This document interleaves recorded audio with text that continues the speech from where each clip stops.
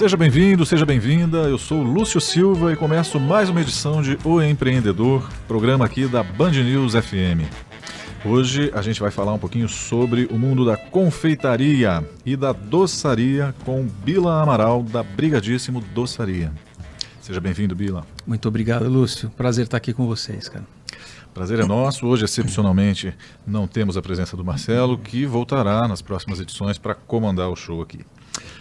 Bila, para começar, conta um pouquinho da sua história, como você entrou nesse mundo da confeitaria, o que te motivou a empreender, a abrir seu próprio negócio.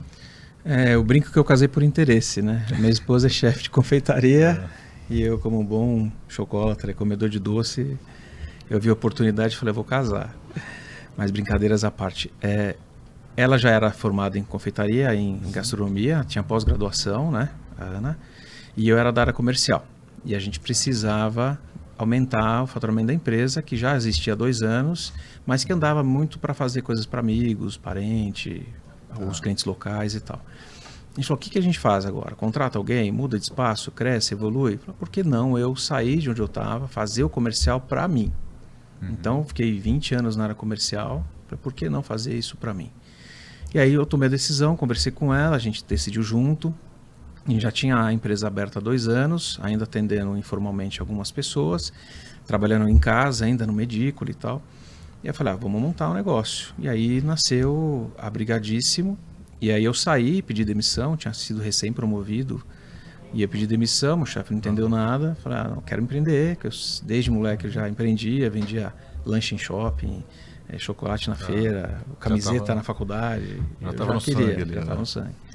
E aí eu resolvi sair e já são aí, esse ano faz 13 anos, que já é o emprego que eu estou há mais tempo, né? E tem sido um desafio diário. Ser empreendedor no Brasil é uma coisa de maluco. Exige coragem, né? Coragem, muita determinação, muita concentração.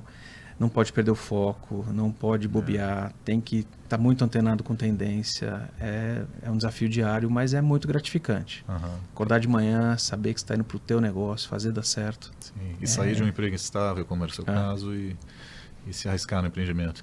Teve algum momento que você pensou assim, poxa, será que eu tomei a decisão correta? Nos primeiros 2 anos, que foram os mais críticos, né? Que você perde o kit corporativo, né? Celular da empresa, almoço corporativo, carro, benefícios, tem um monte de benefícios que um pacote é muito bom, né? E aí, nos primeiros 2 anos eu recebi 14 propostas de emprego para voltar. 14, cara.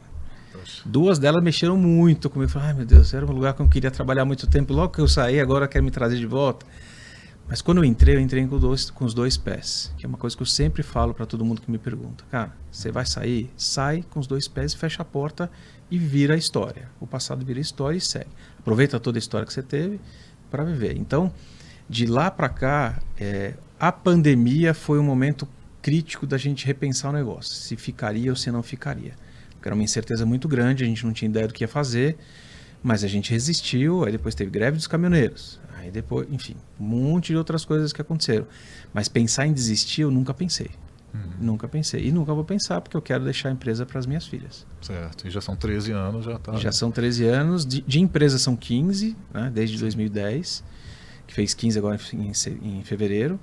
E eu tô há 13. Então, eu não tenho mais...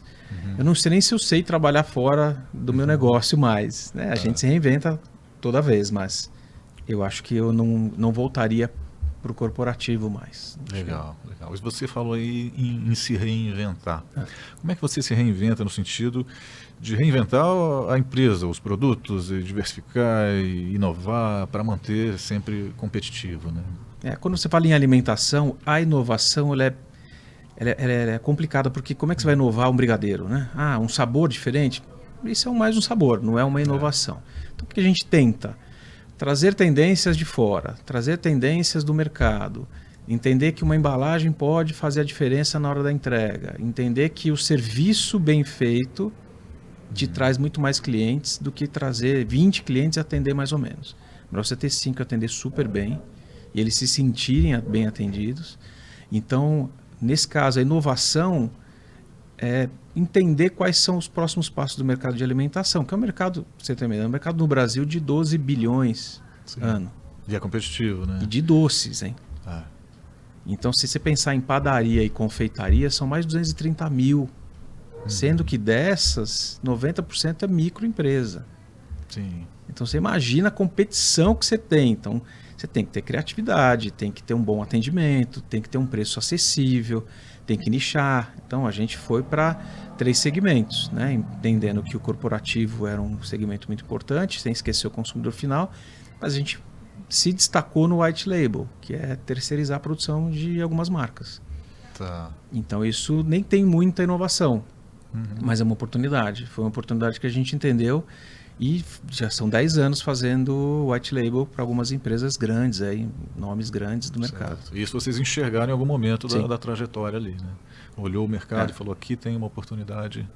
A gente sempre, eu visito feiras, eventos, participo de webinar, entendo como é que, visito concorrente, vou como cliente oculto nos concorrentes mesmo, faço pedido online para ver se entrega direito.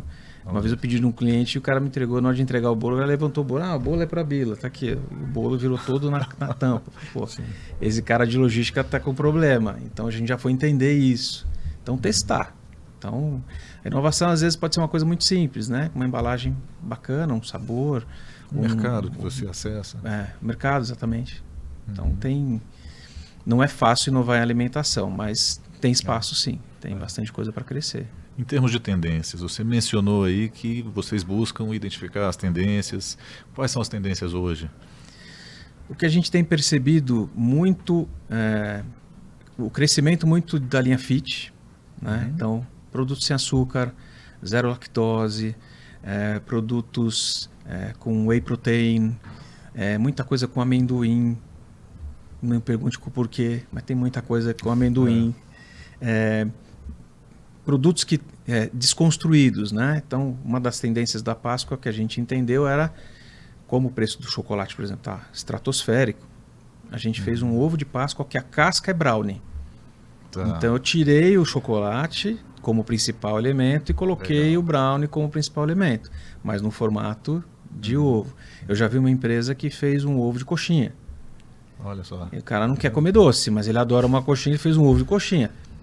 Bizarro, mas beleza. Deve ter mercado. Então, assim, desconstruir algumas coisas, né? Então, a gente percebe muito essa linha fit, light, zero, sem lactose. Tem que tomar muito cuidado, porque não é um segmento que simplesmente você abre uma cozinha e faz um zero lactose. Você tem que ter um equipamento para isso. Você não faz um zero glúten, porque a pessoa que é celíaca, ela não pode comer nada. Então, até a colher tem que ser esterilizada própria para aquela linha. Então a gente hoje está indo para o zero açúcar, que já é um caminho que a gente que a gente vem traçando desde 2023. Então já tem alguns produtos zero açúcar, mas zero lactose e zero glúten ainda não. Realmente porque tem essa responsabilidade em ter o produto sempre isolado da produção, porque tem contaminação cruzada. Contaminação cruzada. Aí não pode. Então isso exige um trabalho super especializado, atento e cuidadoso. Até os funcionários têm que ser dedicados para aquela produção. Você vê o cuidado. Então, ele assim, não entra na linha do outro. Não, produto. Porque contamina. Então tem que ter um espaço isolado, um ar-condicionado isolado, tem que ter um equipamento isolado. Então é uma tendência, né? Tudo ligado a fit, saúde. Né? Você vê jogador de futebol aí famoso investindo nessa linha de whey, de fit, de academias e tudo mais, porque as pessoas tendem a buscar mais saúde.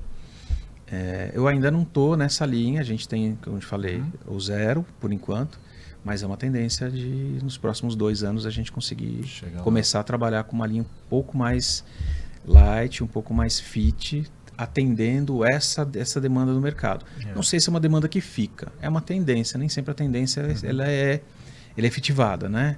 Existiu as paleterias no passado e morreram em 2 anos.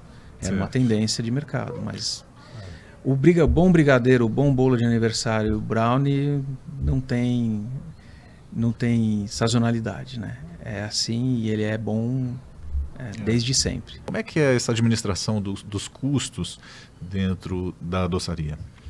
A gente busca trabalhar sempre com um CMV ideal e com uma margem de contribuição ideal.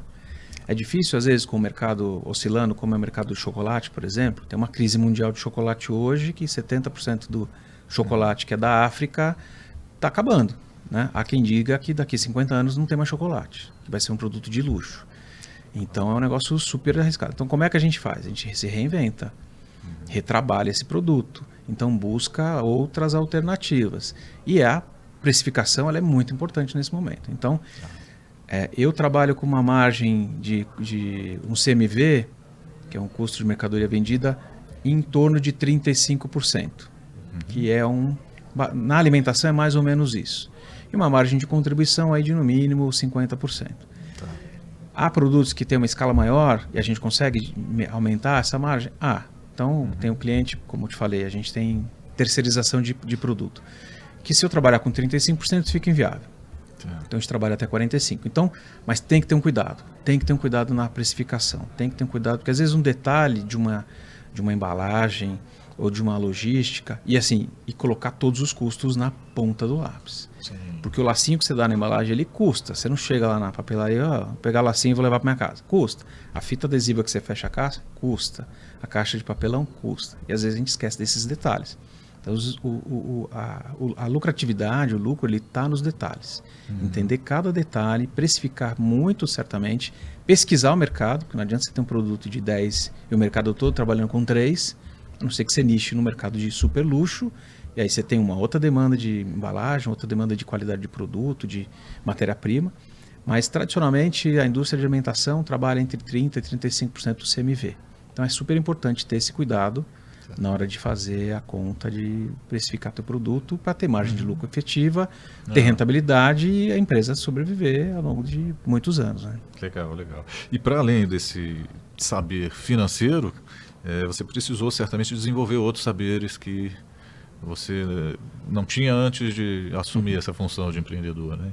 Conta para a gente um pouquinho disso.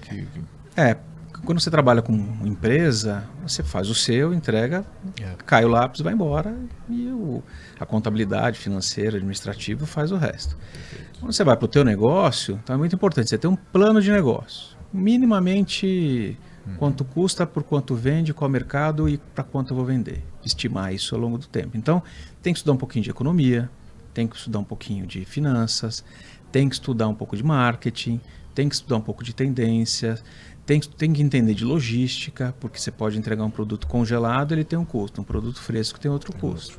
Então, se antenar com essas informações, né, saber que tipo de informação, que tipo de composição tem o seu produto, para conseguir estudar este mercado e aí sim projetar o teu crescimento. Então, assim, uma empresa pequena, ela tem que crescer 20% ao ano. Tem, pequena. Então, a cada 5 anos ela dobra de tamanho. O ideal até é pouco mais, até 30%. Depois ela estabiliza. Estabilizando, você tem que buscar novos clientes, buscar novas receitas de trazer mais dinheiro para casa. E aí, às vezes, parceria com um concorrente de logística. Tem um concorrente meu que a gente faz parceria de logística. Os dois entregam um produto congelado, metade do caminhão de um, metade do outro. Então, tudo bem. A gente não concorre com o produto. Tem outro fornecedor, um outro parceiro que ele vende um produto dele e no pacote ele oferece o meu. Porque não se concorre e todo mundo se ajuda. Né? Então tem equipamento meu que está locado em concorrente. Por quê? Porque ele tem uma tendência de um produto que eu não uso mais. Certo. Então, assim, buscar sempre essas parcerias, né? Trabalhar muito a divulgação do teu negócio e entender um pouco de cada área é importante. E se não conseguir entender, terceiriza. Terceiriza o RH, terceiriza o financeiro, terceiriza a logística, terceiriza o marketing. Às vezes você paga metade de um salário de um funcionário para uma agência fazer um trabalho de gestão mais eficiente, porque ela tem 15 funcionários fazendo isso. Sim. Terceirizar para especializar, justamente. Para especializar. Quando você tiver uma demanda em que a sua produção já paga teu custo de um funcionário efetivo, aí tudo bem. Que nem logística, eu não tenho carro próprio. Não faz sentido hoje eu ter. Quando eu tiver uma demanda em que cubra o custo da minha demanda, da minha necessidade de carro próprio, aí eu ponho investimento no negócio. Caso contrário, não faz sentido. Certo. É uma maneira de manter também os custos mais variáveis do que fixos, né? Sim. Bom, e dentro da empresa, você me diz que trabalha junto com sua esposa. Imagino que cada um tenha uma especialização, mas os dois têm que lidar com o todo, e com funcionários, com mão de obra. Como é que é isso? O que cada um faz e como lidar com o time todo? É muito importante no início. Assim, trabalhar com a esposa tem uma grande vantagem, a confiança. Sim. Né? Os dois estão torcendo para o mesmo time. Estão torcendo para dar certo. Desde o D0 a gente fez uma divisão. Então eu ficava com financeiro, administrativo e vendas, e ela com RH, produção e desenvolvimento. E até hoje é assim. Eu já tive gente para me ajudar no financeiro, administrativo, já tive. Ela tem uma equipe hoje de 5 pessoas para ajudar na produção. Hoje eu fico um pouco sozinho, mas a tendência é de daqui a pouco trazer alguém para me auxiliar também. Mas essa divisão ela precisa ser feita. Porque senão, por mais que ame, uma hora trinca. Vem as diferenças ali na gestão, né? E um acordo que a gente fez desde o início foi, fechou a porta da empresa, somos família chegando em casa para cuidar das nossas filhas. Perfeito. E aí a gente consegue. Uma coisa ou outra que fica na dependência, a gente vai conversando no carro, mas dentro de casa a conversa é sobre coisas das filhas, da família, planejamento do final de semana, próxima viagem, bem dividido. É um ponto interessante esse, porque muitos empreendedores que estão começando especialmente, eles às vezes misturam o pessoal com a empresa, né? Sobretudo na parte financeira. Junta a conta da empresa com a conta pessoal e aí não sabe mais precificar qual é o custo e por aí vai. Bom, você mencionou há pouco que fez um plano de negócios para iniciar, né? Como é que foi esse planejamento, o levantamento dos custos, o levantamento de recursos para começar a empresa? Inicialmente a gente já tinha um cliente, mesmo trabalhando em casa, a gente já tinha conseguido um cliente que dava um colchão, né? Que dava uma base. Quando eu vim, eu trouxe o capital próprio, então a gente trouxe dinheiro nosso para investir em equipamento, investir no aluguel de uma sede, um carro, matéria-prima e negociação com o fornecedor. Então traz esse dinheiro, a gente projetou para um ano, né? De um ano a gente tem que ter no mínimo, continha muito simples, né? Quanto que eu gasto, por quanto eu tenho que vender para pagar esse custo e ter uma margem de lucro. E quanto eu preciso estender. Então eu tenho que vender um negócio a 10 para sobrar 2, quantos 2 eu preciso ter para compor aluguel fixo, prolabore. No começo a gente ficou sem salário, isso foi uma decisão nossa, porque a gente estava investindo no crescimento da empresa. Depois a gente começou a absorver alguma coisa. Então esse mês a gente vai tirar, sei lá, R$1.000 cada um, como se fosse um prolabore, até para ter um incentivo financeiro, né?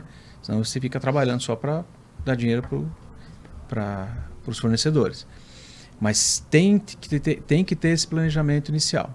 Imagina quanto custa, imagina quanto vai vender e o que sobra, quanto do que sobra você precisa multiplicar para gerar receita e ter lucratividade, né? Ter lucro no final. Legal. Mas é importante. Se não tiver o capital próprio, tem muito banco oferecendo. Então, a gente abriu conta na pessoa física, na pessoa jurídica. A gente emitiu nota fiscal desde o primeiro dia, que isso gera também uma movimentação no banco que também te gera crédito. Então a gente nunca foi informal, né, o que é legal. Eu tenho até orgulho de falar isso porque com o mundo informal que a gente tem aí, então hoje 98% da minha venda é formal. Legal. E que experiência você quer oferecer para o cliente? Pensando no cliente, como você o acessa, como você divulga a empresa e que experiência você quer oferecer para ele? Quando a gente fala em doces, sobremesas, é afetividade, né? E dificilmente você estou muito chateado, hoje estou triste, vou lá comer um brigadeiro. Não, você está feliz, você está comemorando. Eu falo que o bolo brigadeiro na festa é o ápice, né? Você tem a festa, quando você canta o parabéns, todo mundo invade aquela mesa, dá aquela sensação de escassez, então gera uma afetividade. Então a gente quer oferecer para o cliente afetividade, memória afetiva mesmo. A gente tem clientes que compravam com a gente quando eram solteiros, compraram com a gente em festa de noivado, compraram produtos no casamento e no batizado do filho e no aniversário do filho até hoje. Então, aos 15, desde o início, a criança hoje tem 10 anos. Todo ano come bolo e brigadeiro da gente. Legal. Por quê? Porque traz essa coisa de afetividade, de carinho, de calor. De proximidade. Né? De proximidade, exatamente. Então, o que a gente quer oferecer é realmente uma experiência de sabor, né? Porque às vezes você compra um negócio de, sei lá, R$100, em 15 minutos acaba. Então aquilo tem que ser marcante. Tem que ter valido a pena aquele esforço financeiro, aquele esforço que você fez para se recompensar com um sabor gostoso. Show.